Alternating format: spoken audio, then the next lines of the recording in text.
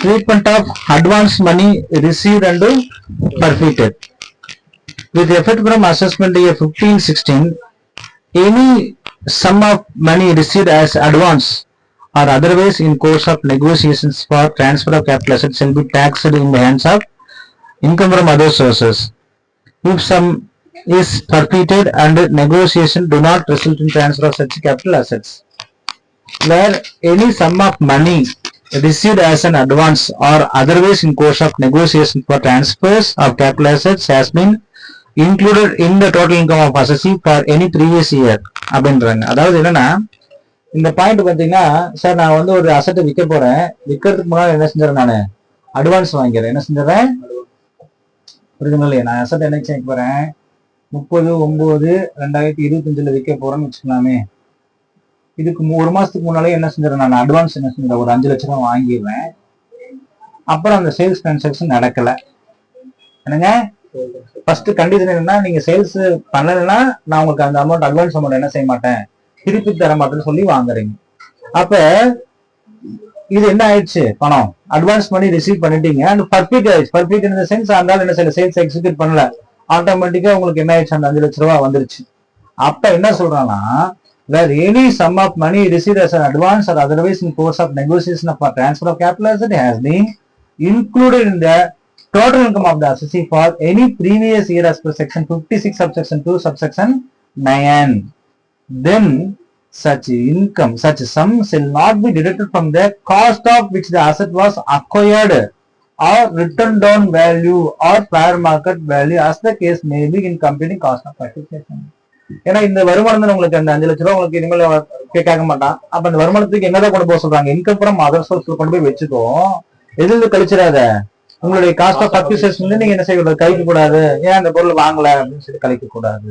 So advance வந்துச்சுனாவே அது எங்கதான் தூக்கிட்டு போய் வச்சுக்கணும், இன்கம் ஃப்ரம் அதர் சோர்ஸ்ல தான் வச்சுக்கணும் அப்படின்றத அவன் என்ன செஞ்சான் தெளிவா சொல்லிடுறான். அடுத்தது treatment of compensation paid by the transfer. என்னங்க, ட்ரீட்மெண்ட் ஆஃப் காம்பன்சேஷன்.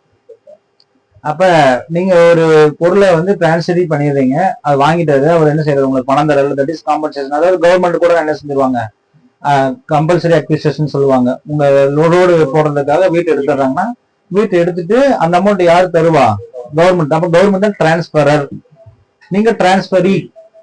டிரான்ஸ்பரினா யாரு, டிரான்ஸ்பர்னா என்னது, இப்ப இந்த இடத்துல நான் சொன்னது கவர்மெண்ட்னு வச்சுக்கலாம். நீங்க யாரு, நீங்க யூ நீங்க ரோடு இதுக்காக என்ன செஞ்சாங்க, கவர்மெண்ட் எடுத்தான்.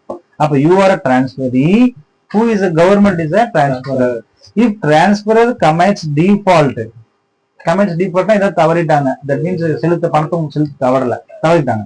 அப்ப transferor commits default and transferee receives any compensation, then compensation received by the transferee shall be treated as a sales considerations against transfer of purchasing right and the charge to capital gain. நல்லா கவனிச்சுக்கணும்.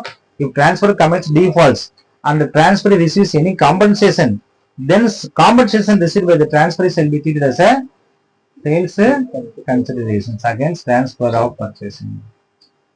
அடுத்து பாருங்க, tax point வந்து treatment of compensation paid by the transferor shall be as under.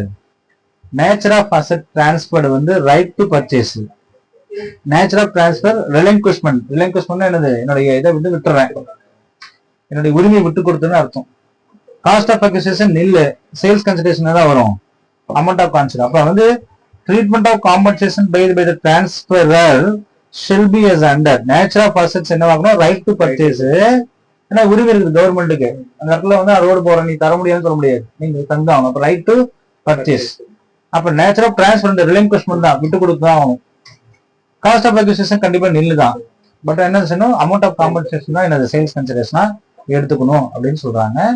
இது நம்ம என்ன செய்ய போறோம், இந்த இதுல பார்க்க போறோம். But computation of capital gain in certain cases, சில கேசஸ்ல இந்த கம்ப்யூட்டேஷன் ஆஃப் கேபிட்டல் கெயின் என்ன செய்யுங்க, மாறும் அப்படின்றாங்க. அதை நம்ம பார்க்க போறோம். ஸோ என்னங்க, இதை அடுத்த பாயிண்ட் வச்சுக்கலாம்.